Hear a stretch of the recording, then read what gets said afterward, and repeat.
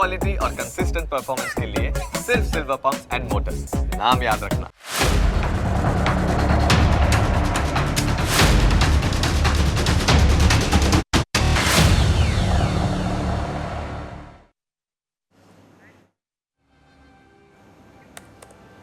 નમસ્કાર, હું Janak Dave full stop news analysis પ્રોગ્રામમાં આપનું સ્વાગત છે. તમને અસર કરતા સમાચારનું અમે સરળ ભાષામાં સચોટ રીતે કરીશું છણાવટ. આ એનાલિસિસ 360 ડિગ્રી હશે, જેનાથી મહત્ત્વના મુદ્દાઓને લગતા દરેક સવાલ પર હવે પછી મુકાશે ફૂલ સ્ટોપ. આજે અમે આમ આદમી પાર્ટીના સુપ્રીમો અરવિંદ કેજરીવાલ અને તેમના મહોરાઓ વિશે વાત કરીશું. સૌથી પહેલાં કરપ્શન સામે લડાઈ લડવા માટે તેમણે કટ્ટર પ્રામાણિક હોવાનું એક મહોરું પહેર્યું હતું. જો કે ઈડી અને સીબીઆઈના નામનું વાવાઝોડું જેવું ફૂંકાયું, આ મહોરું ફેંકાઈ ગયું. દિલ્હીમાં વિધાનસભાની ચૂંટણી આવી રહી છે, એટલે તેમણે સોફ્ટ હિન્દુત્વવાદીનું મહોરું હવે પહેરી લીધું છે. એટલે જ આરોપ મૂકવામાં આવ્યો છે કે કેજરીવાલ તકવાદી અને તકલાદી હિન્દુત્વવાદી છે. તેમની સામે આવો આરોપ મૂકવા માટેના કારણો આજે અમે તમને વિસ્તારથી જણાવીશું.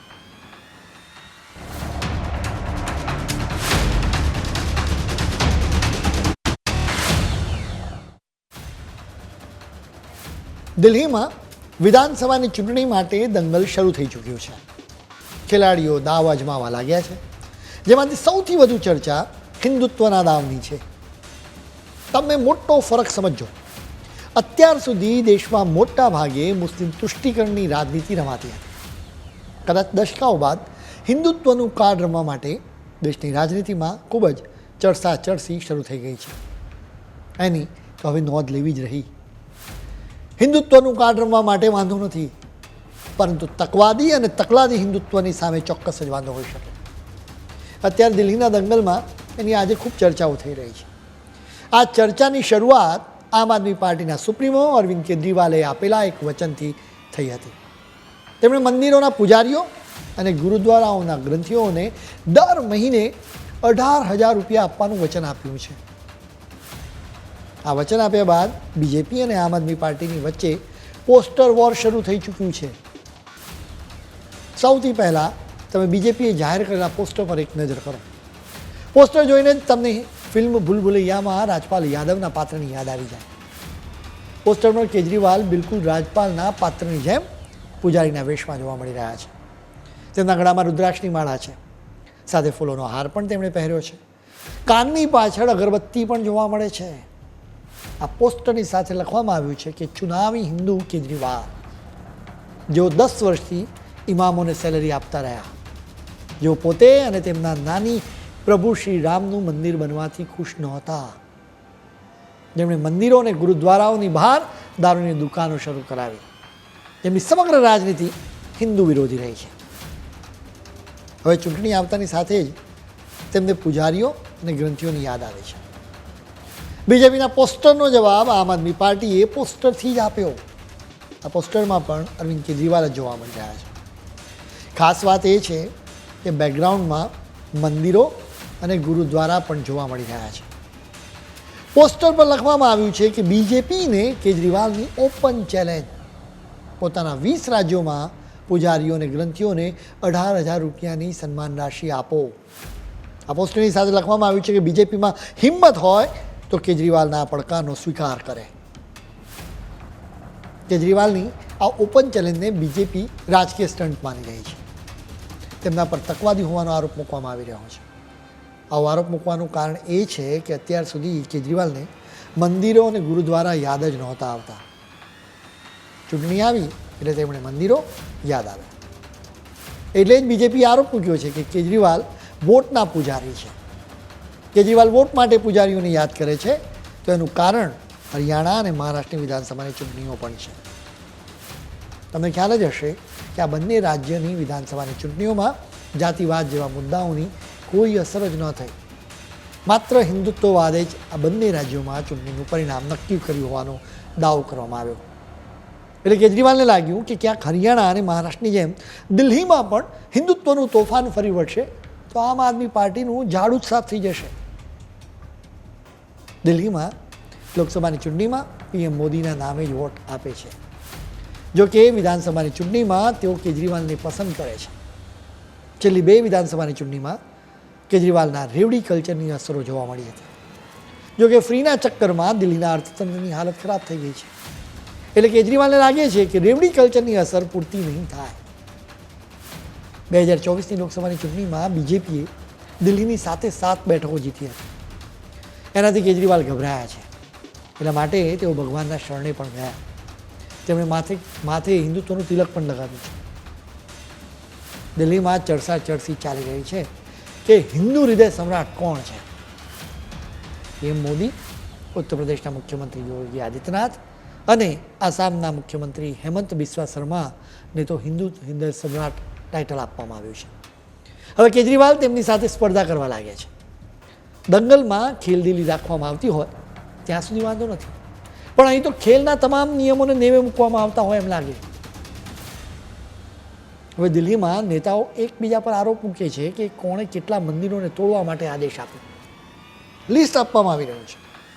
એટલે વાત ક્લિયર છે, પોતે હિન્દુત્વવાદી છે અને સામેવાળો નેતા હિન્દુ વિરોધી છે એવું પુરવાર કરવાની કોશિશ કરવામાં આવી રહી છે.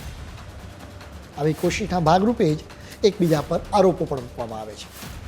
દિલ્હીના મુખ્યમંત્રી આતિશીએ 31મી ડિસેમ્બરે ઉપરાજ્યપાલને એક પત્ર લખ્યો, જેની સાથે આ આરોપ પ્રતિવાદનો શરૂઆત શરૂ થઈ ગઈ હતી. આ પત્રમાં આરોપ મૂકવામાં આવ્યો હતો કે દિલ્હીના ઉપરાજ્યપાલ વીકે સક્સેનાના આદેશ અને મંજૂરીથી જ અનેક ધાર્મિક સ્થળોનું ડિમોલેશન કરવામાં આવ્યું છે. આ પત્રમાં દલિતોને બીજેપીની વિરુદ્ધ ઉશ્કેરવા માટે એક વાત લખવામાં આવી. પત્રમાં લખવામાં આવ્યું હતું કે દલિત સમાજ જે મંદિરો અને બૌદ્ધ ધાર્મિક સ્થળોએ પૂજા કરતો હતો એને તોડી પાડવામાં આવ્યા છે. આવા આરોપનો જવાબ પણ આપવામાં આવ્યો હતો. ઉપરાજ્યપાલની ઓફિસે દાવો કર્યો છે કે કેજરીવાલે 8મી ફેબ્રુઆરીએ દિલ્હીના જુદા જુદા વિસ્તારોમાં 9 મંદિરોને તોડવા માટે ભલામણ કરી હતી. આ મંદિરો ક્યાં આવ્યા છે એની વિગતો પણ આપવામાં આવી છે. આ 9માંથી 7 મંદિરો કરવાલનગર, જ્યારે 2 મંદિરો ન્યૂ ઉસ્માનપુરામાં છે. ઉપરાજ્યપાલે એવો પણ દાવો કર્યો હતો કે સત્યેન્દ્ર જૈને 2016ની 23મી જૂને દિલ્હીના જુદા જુદા એરિયામાં 8 મંદિરોના ડિમોલેશનની મંજૂરી આપી હતી. ઉપરાજ્યપાલની ઓફિસે વધુ વિગતો આપી છે કે 2016થી 2023 દરમિયાન 24 ધાર્મિક સ્થળોને તોડી પાડવામાં આવ્યા, જેમાંથી 22 મંદિરો અને 1 મજાર હતી. સત્યેન્દ્ર જૈન એ સમયે ગૃહમંત્રી હતા, બલકે ડિમોલેશનના આદેશ પર તેમના હસ્તાક્ષર પણ છે. તેમની સામે એવો પણ આરોપ મૂકવામાં આવ્યો છે કે 2 ગેરકાયદે મજારોના ડિમોલેશન માટે સત્તાવાર રીતે ભલામણ કરવામાં આવી હતી. જોકે સત્યેન્દ્ર જૈને મજારો તોડવાની ચોખ્ખી ના પાડી. તેમણે કહ્યું હતું કે મજારો તોડશો તો કોમી તંગદિલી ફેલાશે. એટલે કે મંદિરો તૂટે તો તંગદિલી ન ફેલાય, પણ મજારો તૂટે તો તંગદિલી ફેલાય. સત્યેન્દ્ર જૈનની વાતનો આવો જ સૂર નીકળે. કેજરીવાલે સૌથી પહેલાં પૂજારીઓ માટે સન્માન રાશિનું વચન આપ્યું. એ પછી બીજેપી પર મંદિરો તોડવાનો આરોપ મૂક્યો. એટલે કે કેજરીવાલ સોફ્ટ હિન્દુત્વ અપનાવી રહ્યા છે. આપની પાસે લગભગ દલિત, મુસ્લિમ, શીખ અને અન્ય લઘુમતી સમાજની વોટ બેંક છે. બીજી તરફ સવર્ણો મોટાભાગે બીજેપીના કેમ્પમાં જ રહ્યા છે. મંદિરોને સ્ટાઇપેન્ડની પાછળ એક સીધું ગણિત પણ છે. મોટાભાગના મંદિરોમાં પૂજારીઓ બ્રાહ્મણો જ હોય. દિલ્હીમાં બ્રાહ્મણો અત્યાર સુધી બીજેપીના મતદારો રહ્યા છે. છેલ્લી કેટલીક ચૂંટણીઓમાં આવો સિનારીઓ રહ્યો હોવાનું રાજકીય પંડિતો જણાવે. હવે બ્રાહ્મણ મતો મેળવવા માટે જ પૂજારીઓ માટે સન્માન રાશિ જાહેર કરવામાં આવી હોય એમ લાગે. ચૂંટણીના પરિણામો પરથી જ ખ્યાલ આવશે કે દિલ્હીના લોકો કોને હૃદય સમ્રાટ માને છે. અમે આ ચર્ચી વિશે વધુ તમને જણાવીશું, પરંતુ અત્યારે સમય છે એક બ્રેક.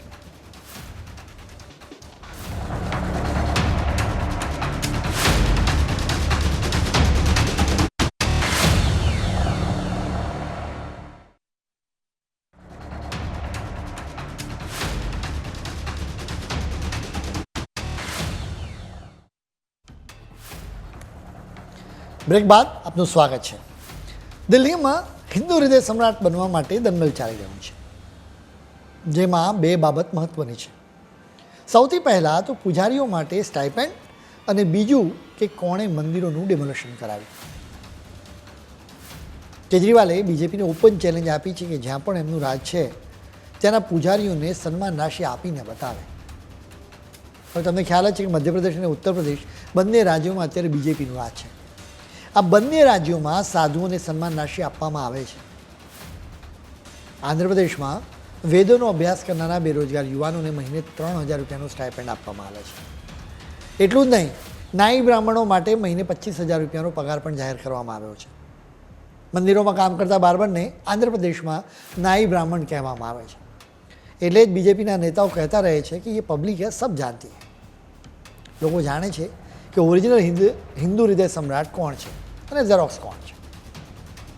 બીજેપીએ એવો પણ આરોપ મૂક્યો છે કે અયોધ્યામાં રામ મંદિરમાં પ્રાણ પ્રતિષ્ઠા સમારોહ થતો હતો. એ સમયગાળામાં આમ આદમી પાર્ટીએ કેટલાક મંદિરોને તોડાવ્યા. એ સમયે આતિશી PWD મંત્રી હતા. બીજેપીના નેતાઓ કેજરીવાલના જૂના સ્ટેટમેન્ટને પણ યાદ કરાવે છે. આ સ્ટેટમેન્ટ્સ દ્વારા બીજેપીના નેતાઓ ઓરિજિનલ અને ઝેરોક્સ વચ્ચેનો ફરક પણ સમજાવી રહ્યા છે. આ ફરક સમજવા માટે તેઓ કેજરીવાલના સ્ટેટમેન્ટ્સને રજૂ કરી રહ્યા છે.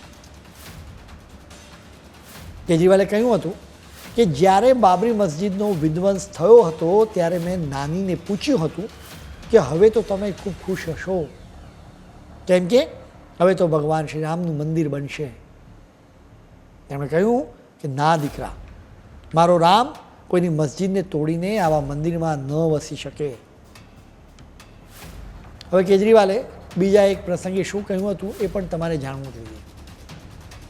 તેમણે એક સભામાં કહ્યું હતું કે હું વિચારતો હતો કે જો જવાહરલાલ નહેરુએ સ્ટીલ ઓથોરિટી ઓફ ઇન્ડિયાના બદલે મંદિર બનાવ્યું હોત તો શું આ દેશનો વિકાસ થઈ શક્યો હોત? માત્ર આવા સ્ટેટમેન્ટની જ વાત નથી. તમિલનાડુના મંત્રી તેમજ CM MK સ્ટાલિનના દીકરા ઉદયનિધિએ સનાતન ધર્મને ખલાસ કરવાની વાતો કરી હતી. આવી વાતો કરનારી ઉદયનિધિની પાર્ટી DMK અને આમ આદમી પાર્ટી ઇન્ડિયા ગઠબંધનમાં પાર્ટનર્સ છે. આ ગઠબંધનમાં સામેલ બીજી પાર્ટીઓ પણ સનાતન ધર્મની વિરુદ્ધ સ્ટેટમેન્ટ્સ આપતી રહી છે. આમ છતાં પણ આમ આદમી પાર્ટીએ આવા સ્ટેટમેન્ટ્સ વિરુદ્ધ એક પણ શબ્દ કહ્યો નથી. હવે જ્યારે કેજરીવાલને દિલ્હીમાં વિધાનસભાની ચૂંટણી જીતવાનું કામ પડ્યું છે ત્યારે તેમણે શ્રીરામ યાદ આવ્યા છે. તેઓ સોફ્ટ હિન્દુત્વ તરફ વળ્યા છે. ભૂતકાળમાં કોંગ્રેસે પણ સોફ્ટ હિન્દુત્વ અપનાવ્યું હતું. ચૂંટણી પહેલાં કોંગ્રેસના નેતાઓ મંદિરોમાં ભગવાન આગળ માથું નમાવતા જોવા મળ્યા હતા. જોકે આવા સોફ્ટ હિન્દુત્વથી કોંગ્રેસને કોઈ જ ફાયદો થયો નથી. એટલે જ કેજરીવાલને ફાયદો થશે કે નહીં એ પણ એક મોટો સવાલ છે. કેજરીવાલ ખૂબ જ સ્માર્ટ છે. તેઓ સારી રીતે જાણે છે કે તેઓ હિન્દુ વોટર્સને અવગણી ન શકે.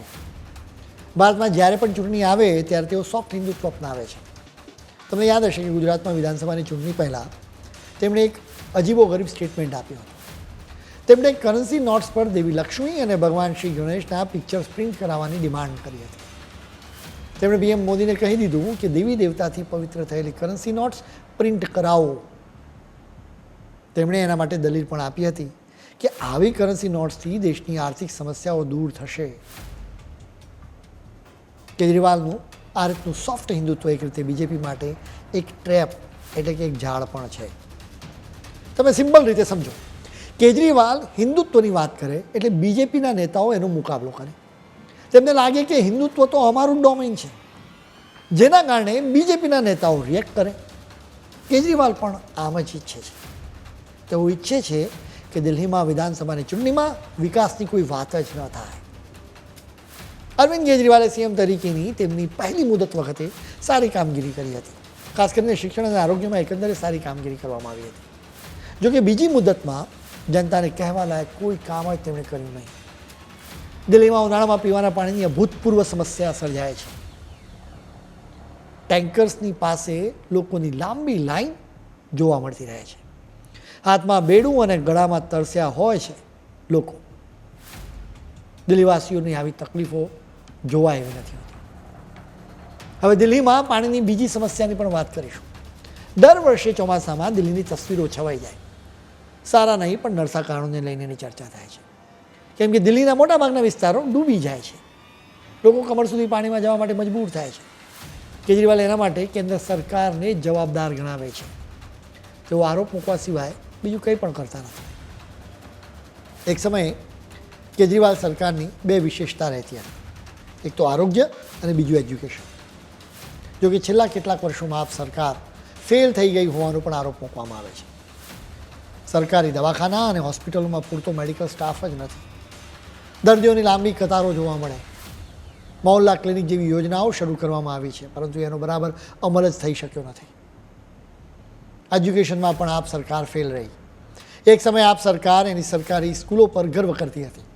જો કે શિક્ષકોની શોર્ટેજ અને જરૂરી સુવિધાઓના અભાવના કારણે આપ સરકારને સારા માર્ક્સ ન આપી શકાય. શાસનના દરેક માપદંડમાં આપ સરકાર ફેલ થઈ ગઈ હોવાનો આરોપ મૂકવામાં આવી રહ્યો છે. તમે પ્રદૂષણનું જ ઉદાહરણ લો. આખી દિલ્હી ગેસ ચેમ્બર બની જાય છે. લોકોને શ્વાસ લેવામાં તકલીફ થાય છે. શ્વાસોશ્વાસની બીમારીઓ વધી છે, પરંતુ પૂરતી મેડિકલ ફેસિલિટી જ નથી. કેજરીવાલ આવી સમસ્યાઓથી દિલ્હી અને દેશના લોકોનું ધ્યાન ડાયવર્ટ કરવા ઈચ્છે છે. તેઓ નથી ઈચ્છતા કે દિલ્હીમાં વિધાનસભાની ચૂંટણી દરમિયાન પ્રદૂષણ કે શિક્ષકોની શોર્ટેજની ચર્ચા થાય. એટલે તેઓ સોફ્ટ હિન્દુત્વનો મુદ્દો ઉઠાવે છે. એટલે બીજેપી ફટકાબાજી કરવા લાગી છે. કેજરીવાલ પણ એમ જ ઈચ્છે છે. અમે તમને કેજરીવાલના ઈરાદાઓ વિશે વિગતે વાત કરીશું, પરંતુ અત્યારે સમય છે વધુ એક બ્રેક.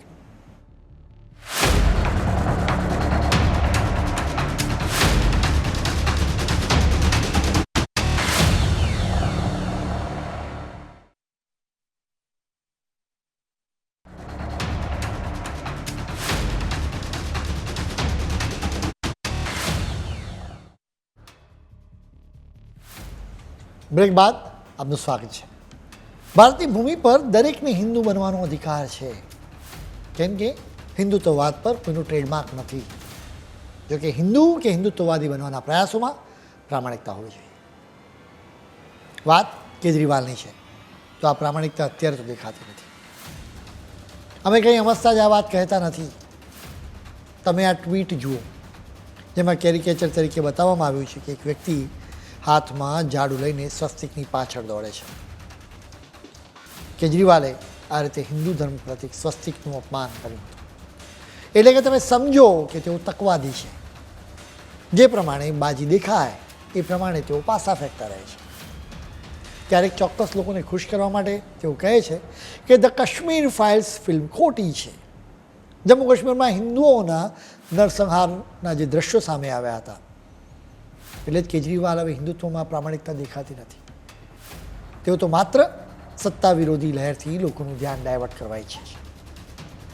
તેમણે એક સ્માર્ટ સ્ટ્રેટેજી અપનાવી છે. એક દિવસ તેઓ મહિલાઓ માટે યોજનાઓની વાત કરે છે, એટલે બીજેપી એના વિશે રિએક્ટ કરે. 4 થી 5 દિવસ સુધી આ મામલો ચાલ્યા કરે, જેના પછી ફરી કોઈ મુદ્દો ઉપાડે. આ રીતે તેઓ દિલ્હીમાં વિધાનસભાની ચૂંટણી માટે મતદાન સુધી મુદ્દા ઉઠાવતા જ રહેશે. કેજરીવાલે દિલ્હીની જનતાને ખૂબ જ મોટા વચનો આપ્યા છે. જેમ કે તેમણે કહ્યું છે કે દિલ્હીના ખૂણે ખૂણામાં સીસીટીવી કેમેરા લાગવામાં આવશે. એટલું જ નહીં, તેમણે એમ પણ કહ્યું હતું કે તેઓ યમુનાને શુદ્ધ કરી દેશે, બલકે એટલી શુદ્ધ હશે કે તેઓ પોતે એમાં ડૂબકી મારશે. આ વચન ડૂબી ગયું છે. તેમણે તમામ ઘરોમાં પાઇપથી પાણી પહોંચાડવાનું પણ વચન આપ્યું હતું. જો કે એ પ્રોજેક્ટ તો તેમના માટે પાઇપલાઇનમાં જ નહોતો. કેજરીવાલે તેમના વચનો પાળ્યા નથી. એટલે સ્વાભાવિક રીતે લોકોનો સવાલ થાય કે તેઓ નથી ઈચ્છતા કે લોકો તેમને સુવિધાઓને લઈને સવાલ કરે અને તેમણે કંઈ પણ ખુલાસો કરવો પડે. એટલે જ તેઓ સોફ્ટ હિન્દુત્વ અપનાવે છે. તમે ટીવી ડિબેટમાં અને સોશિયલ મીડિયા પર જોશો તો તમને લાગશે કે કેજરીવાલ સફળ થયા છે, કેમ કે સુવિધાઓના અભાવની સમસ્યાની વાત જ થતી નથી. એના વિશે સવાલ કરવાના બદલે બીજેપી પુરવાર કરવામાં બીજી છે કે કેજરીવાલ ચૂંટણી પૂરતા અને ચૂંટણી માટે જ હિન્દુ છે. આવી ઇમ્પ્રેશન ખોટી છે. કેજરીવાલ અને રાજકીય પંડિતો આવી ઇમ્પ્રેશન રાખીને ભૂલ કરે છે. હરિયાણા અને મહારાષ્ટ્રમાં પણ એમ જ લાગતું હતું કે બીજેપી સત્તા વાપસી નહીં કરી શકે. સોશિયલ મીડિયા જોઈને તો લાગે કે બીજેપી સરકારના કારણે આ બંને રાજ્યોના લોકો દુઃખી છે. એટલે સત્તા વિરોધી લહેર પાવરફુલ હોવાનું લાગે. જો કે આ સત્તા વિરોધી લહેરને નાબૂદ કરવા માટે બીજેપીના કાર્યકર્તાઓ ગ્રાઉન્ડ લેવલે ખૂબ જ મહેનત કરતા હતા. અત્યારે દિલ્હીમાં ભલે કેજરીવાલ અને હિન્દુત્વની વાતો થાય, પરંતુ ગ્રાઉન્ડ લેવલે બીજેપીના કાર્યકર્તાઓ હાઈપર લોકલ મુદ્દાઓને ઉઠાવી રહ્યા છે. ચૂંટણીના પરિણામો પર આવી મહેનતની અસર થતી રહેતી હોય છે. એક તરફ બીજેપી ગ્રાઉન્ડ લેવલે કામ કરે છે, જ્યારે એના માટે મુશ્કેલી એ છે કે દિલ્હીમાં બીજેપીની પાસે કેજરીવાલ જેવા ગજાનો કોઈ નેતા નથી. દિલ્હીમાં બીજેપીનું યુનિટ ખૂબ જ નબળું છે, જેના કારણે અહીં ચૂંટણી જીતવા માટેનો બધો દારોમદાર પીએમ મોદી પર જ છે. લોકસભાની ચૂંટણીમાં પીએમ મોદીનું મેજિક છવાઈ પણ જાય છે. હવે આમ આદમી પાર્ટીની નબળાઈની પણ વાત કરીએ. એક દશક સુધી સત્તા પર રહેવાના કારણે કેજરીવાલની વિરુદ્ધ સત્તા વિરોધી લહેર ખૂબ જ પાવરફુલ છે. આ સત્તા વિરોધી લહેર અનેક લેવલે છે, કેમ કે આમ આદમી પાર્ટીના 70થી 80% વિધાનસભ્યો સળંગ 3 વખતથી ચૂંટાઈને આવ્યા છે. તેમના મત વિસ્તારોમાં તેમની સામે પણ નારાજગી જોવા મળી રહી છે. આ બધા વચ્ચે એક વાત સ્પષ્ટ છે કે અરવિંદ કેજરીવાલની વિશ્વસનીયતા રહી નથી. એક સમયે તેમણે પોતાની જાતને કટ્ટર પ્રામાણિકનું બિરુદ આપ્યું હતું. જોકે તેઓ ખોટા પડ્યા, કેમ કે તેમની સરકારની વિરુદ્ધ બેક ટુ બેક અનેક કરપ્શનના કેસીસ થયા. કેજરીવાલ પોતે જેલમાં પહોંચ્યા, તેમના કેટલાક સાથીઓને પણ જેલમાં પહોંચાડવામાં આવ્યા. એટલે જ તેમને કટ્ટર પ્રામાણિક તો ન જ કહી શકાય. એટલે હવે તેઓ પોતાની જાતને હિન્દુત્વવાદી ગણાવવાની કોશિશ કરી રહ્યા છે. કેજરીવાલ ખૂબ જ સારી રીતે જાણે છે કે તેમના જીવનની આ ખૂબ જ મુશ્કેલ લડાઈ છે. આ લડાઈમાં કેજરીવાલની રાજનીતિને ખલાસ કરવા માટે ખુદ પીએમ મોદી મેદાને પડ્યા છે.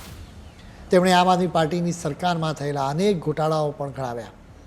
લીગર પોલિસી કૌભાંડ, બાળકોની સ્કૂલ્સમાં કૌભાંડ, ગરીબોની સારવારમાં કૌભાંડ, પ્રદૂષણનો સામનો કરવાના નામે ઘોટાળો તેમજ ભરતીમાં ઘોટાળો. પીએમ મોદીએ આપ સરકારની ટીકા કરતા શું કહ્યું એ તમે સાંભળો. जो लोग दिल्ली के लोगों से विश्वासघात करके झूठी कस्में खाके अपने लिए शीश महल बनवा लेते हैं, उनसे जब ये आपदा जाएगी और भाजपा आएगी तो इन सारी समस्याओं का समाधान भी किया जाएगा. साथियों, आपको याद रखना है, जहां जहां आपदा का दखल नहीं है वहां हर काम अच्छे से होता है. પીએમ મોદીએ કહ્યું કે કેજરીવાલે ખોટા વચનો આપીને પોતાના માટે શીશ મહેલ બનાવ્યો છે. કેજરીવાલે પોતાના માટે શીશ મહેલ બનાવ્યો પણ છે, જ્યારે લોકો માટે વચનો આપીને પત્તાનો મહેલ બનાવ્યો.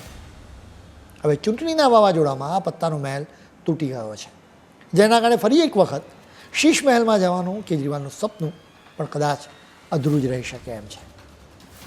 ખેર, આજના ફૂલ સ્ટોપમાં આજે આટલું જ. નવા મુદ્દાઓ સાથે કાલે ફરી મળીશું. ત્યાં સુધી મને રજા આપશો. નમસ્કાર.